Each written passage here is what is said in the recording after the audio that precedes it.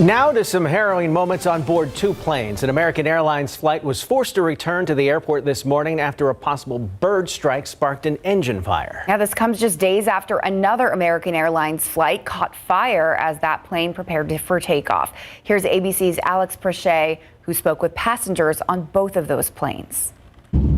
American Airlines Flight 1958, traveling from Columbus, Ohio to Phoenix, was forced to return to the Columbus airport shortly after takeoff. Mayday, mayday, mayday. American 1958, we had a bird strike and an engine failure. The flames visible in this video taken from the ground. According to American, the crew reporting a possible bird strike. Many people started crying and going into tears because we just didn't know if we were going to make it or not, frankly. It was terrifying, and I comforted, as many people as I could next to me. I don't know what to say. I'm still in shock. I didn't start crying until after I got off the plane. The flight landed safely and taxied to the gate under its own power. The airlines issued a statement saying the aircraft was taken out of service for maintenance and our team is working to get customers back on their way to Phoenix. The incident comes just days after the American Airlines plane caught fire while taxiing as it prepared to take off from Charlotte Douglas Airport on Thursday en route to Dallas. Nobody knows what's happening, so that's the first instinct is the plane's going to blow. So everyone's grabbing their bags,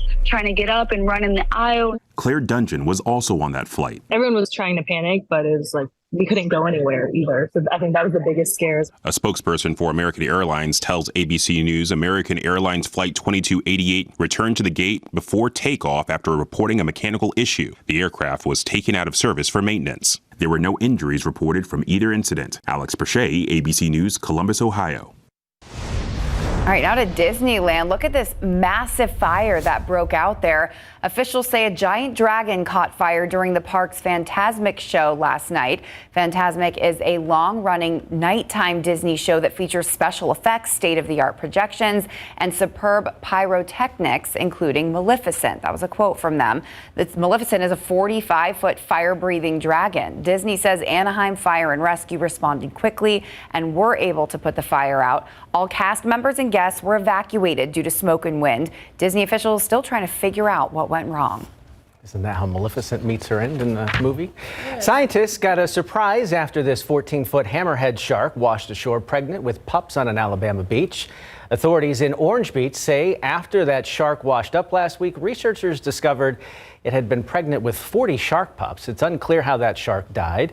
Staff with the city's Coastal Resources Group called the large shark a rare find in a unique case study. Well, there are 288 days until Iowa's first Republican caucuses. In the meantime, the 2024 campaign already in full swing. Former Vice President Mike Pence took to the stage at an annual presidential candidate forum hosted by the Faith and Freedom Coalition. He has not announced his candidacy, but seems to be laying the groundwork for a possible run.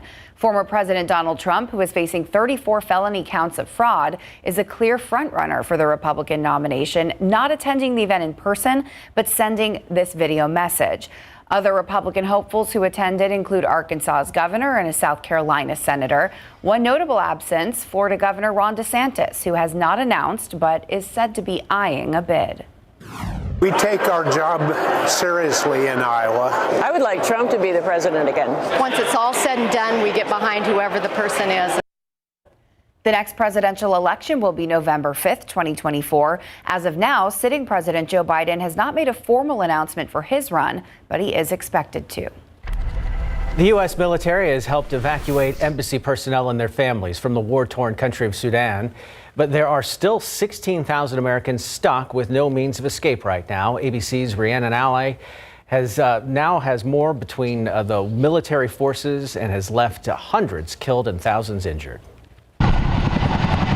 U.S. Special Forces, including the Navy's SEAL Team 6, carried out a dangerous mission to evacuate American embassy personnel from Sudan. 3 Chinook helicopters took off from a U.S. base in Djibouti, flying 800 miles to Sudan's capital, Khartoum. A National Security Council spokesperson tells ABC News President Biden authorized the operation on Friday. The president saying in a statement, "I am grateful for the unmatched skill of our service members." Those helicopters were on the ground in Sudan less than an hour before airlifting almost 100 American diplomats and staff, along with their families, out of the country. Anytime you're flying at 100 knots, very close to the ground in pitch black. There's certainly some risk there. The Pentagon calling the mission fast and clean, with no shots fired at the choppers in Khartoum and no casualties. Secretary of State Antony Blinken monitored the operation in real time. The violence in Sudan now in its second week, the result of a power struggle between two rival military generals.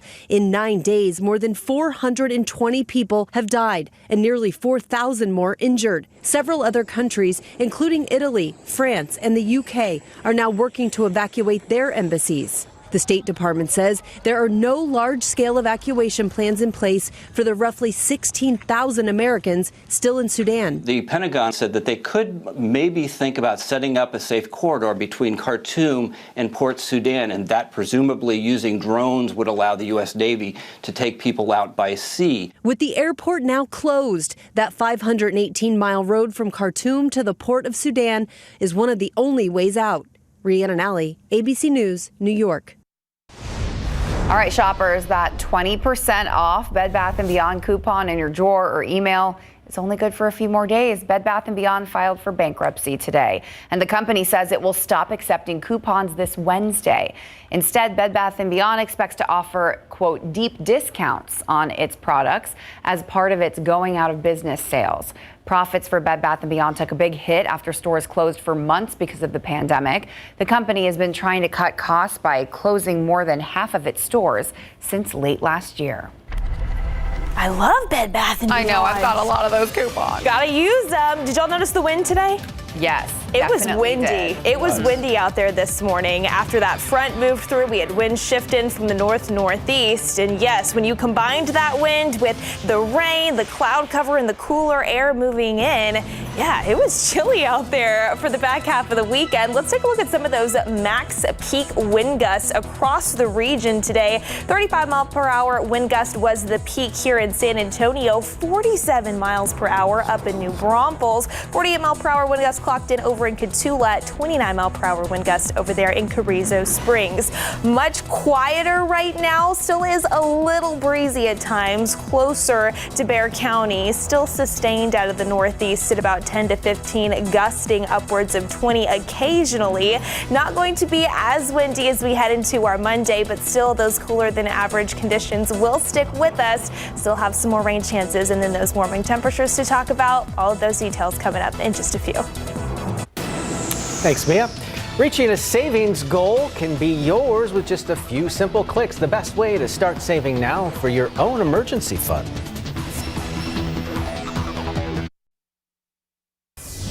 Let's talk your money. If you had a $400 surprise expense, could you cover it? Well, 4 out of 10 people say they could not. That's where an emergency fund comes in. 12 on your sides. Marilyn Moritz looks at how you can build one.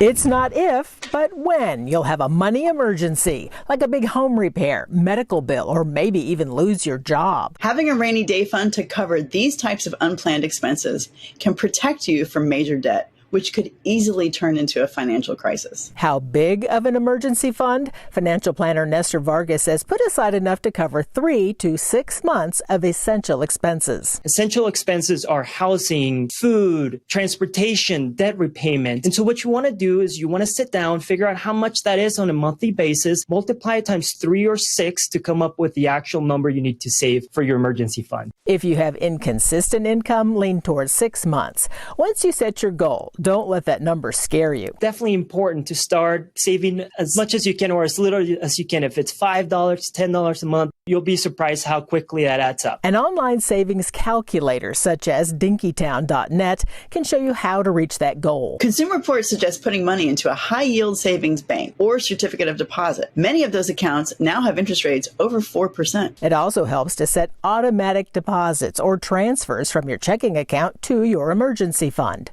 If you have a lot of debt, that becomes your priority. Many financial experts suggest a smaller emergency fund while you tackle that debt. Marilyn Moritz, KSAT12 News. First came the tornado, then came the wedding ceremony. How this Oklahoma community came together to make sure some newlyweds still had their special day. Well, a bride and groom still had their wedding after their venue was destroyed by a tornado in Cole, Oklahoma, just 30 miles south of Oklahoma City. The tornadoes that swept through the state Wednesday left miles of destruction, from homes to barns to businesses, just like where the couple was originally supposed to get married. That venue was left destroyed. Upon hearing the news, the Harn Homestead, a historic home in the area, offered their venue up for free. All the decorations were donated by the community, and the happy couple got to say their I do's. That's what you call making lemon out of lemonade. Yeah, I love lemonade that. out of lemon. Lemon, yeah. There you go. That I one. just blew it. Whatever. He tried. It worked out for them, and that's good. I'm happy for them. Congratulations. That's what we care about. And although we didn't see any tornadoes last night, it almost sounded like one. I mean, bombs were being dropped. Yeah, it really did. Incredibly loud, incredibly bright too, with all of the lightning. A lot of folks probably waking up across South Central Texas because of that. Check out some of these photos that were sent in to KSAT Connect. This one coming out of Cuero out there in DeWitt County. Golf ball size hail found with those severe thunderstorms that moved through portions of the coastal plains earlier this morning. This lightning strike from a window out there at the Methodist Children's Hospital. How about this one as well on the south side of San Antonio? One of those crawling lightning strikes through the clouds. And then another picture of a large hailstone coming out of Cuero there too, from what was a very noisy start and a soggy start to the day. Now, we did clear things out this afternoon in terms of the rain activity. You can see what's left of that complex of storms that is now continuing its eastward journey across the northern Gulf of Mexico. But for here in San Antonio, we still do have the cloud cover in place, but we are dry out there on the radar. I want to talk temperatures because it was a cold front that moved through the area. Definitely felt the effects of that earlier today. Temperatures right now compared to where we were this time last night, about 15 to even 25 degrees cooler. 56 the current temperature here in San Antonio, 51 in Kerrville.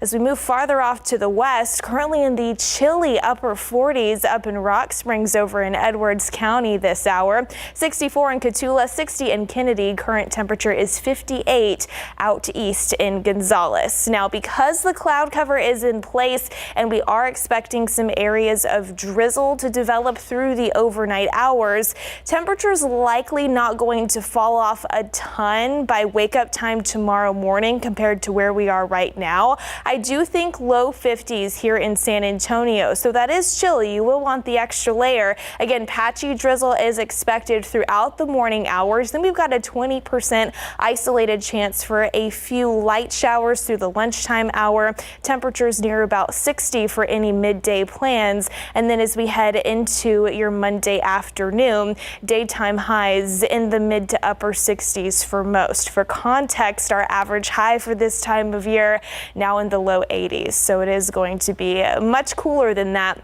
as we get ready to kickstart the work week. Around 65 here in San Antonio, closer to 70 the farther south and west that you go.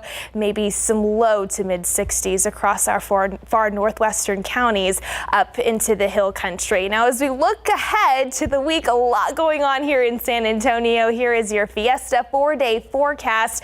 Again, into Tuesday, we'll start off near about 60 degrees. That warming trend takes over. We are in the mid to upper 70s with some scattered rain and storms that we'll monitor. Wednesday, even warmer into the low 80s. And then we'll monitor for our next front to move in overnight Wednesday, early Thursday. That also could spark up about a 40% potential for some scattered rain. The parent area of low pressure that's going to spark up that storm chance currently approaching the Pacific Northwest. That's going to continue dropping farther off to the southeast here over the next several days. You can see by Wednesday morning, it's approaching the Texas Panhandle. We'll start to see that boundary move in. Early Thursday, maybe a few isolated showers lingering for the Thursday morning commute before we see more sunshine return into the afternoon. Highs in the upper 70s, then low 80s on Friday. And then our second front could spark up a very stray shower into Saturday morning, but we should clear things out by flambeau time Saturday evening. That's what it's looking like right now. Of course, the latest Fiesta forecast this week on your KSAT Weather Authority app. at least we're not sweating like crazy this year. We're going to see sweaters and sweatshirts and blankets on the night parades this year. Agreed. All right, another new horror movie tried to bring down the reigning box office champ. Was it able to scare up a weekend win? Find out after the break.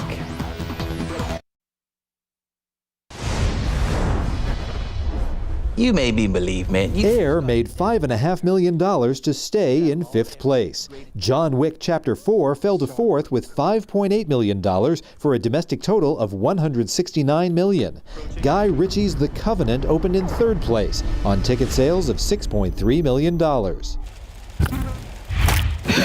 Evil Dead Rise debuted in 2nd place with a strong $23.5 million. There's got to be a way out of here. There's no escape. There's still no stopping the Super Mario Bros. Movie. The video game-based animated adventure topped the chart for a 3rd straight weekend, earning $58.2 million for a domestic total of $434 million. In Hollywood, I'm David Daniel. Nothing beats Mario. The fight between Ryan Garcia and Gervonta Davis lived up to all the hype. They put on a show in Las Vegas with Tank Davis coming out on top. Yeah, and San Antonio FC dominated at home last night, but they didn't get the result they wanted. For a preview of what's on instant replay, let's head to Larry Ramirez. Yeah, you know what? SAFC dominated that match. They definitely should have won that. The guys are certainly disappointed they did not. Looking to bounce back from their first loss in a very long time, dating back to last season. SAFC dominated at home last night. We dominated from start to finish. Outshot them 19-3. And that's clear domination. They had no solutions for our press. We're not a team that cares for possession, and we outpossessed them. And it's a meaningless stat to us. But even that, dominated in every facet. SAFC head coach Alan Marcina calls it like he sees it. His guys earned 1 point last night, but they all feel they should have walked away with 3 points instead. More on their 1-1 draw coming up. At all time, and he just ducked underneath that left hook. What a missile strike by Davis! Tank Davis got the better of Ryan Garcia in Las Vegas, proving he's one of the best. Tank believes he's the new face of boxing, and he beat Garcia in front of a star-studded audience that included A-list actors and boxing greats like Manny Pacquiao, Mike Tyson, and Sugar Ray Leonard. The NFL draft is this week. What will the Texans do at number 2, and what position should the Cowboys draft? That's our poll question. Plus, our newest scholar athlete is from TMI, and a Pasquatch sighting. I know Gerber is excited dying to know that. more. Yeah. I'm going to stick around and watch. Okay. All right. I don't know if I need to see any more of that creepy video, but I want to know what it is. So it's a good tease. It's a good tease. Perfect, Larry. We'll see you in just a bit. We'll be right back.